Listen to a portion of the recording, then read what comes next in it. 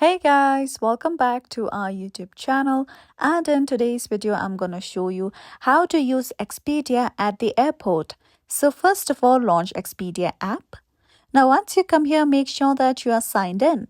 So you have to tap on the option of trips that you see at the bottom of your screen. Now, once you tap on that option, you'll come to this page and you'll see the details regarding your flight. As in my case, I haven't booked any flight or trips yet. I won't be able to see that option. So, tap on the option of find your booking for now. Now, after you come to this page, you have to simply enter your itinerary number on this field. After that, you will be able to see your information about the bookings. If you don't find your bookings while you're at the airport, you can tap the option of Find a booking you made using a different email address. Now, if I tap on that option, I will be led to this page.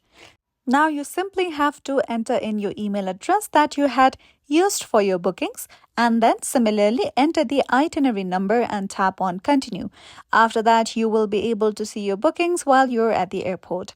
So that's how simply you can use Expedia while you're at the airport.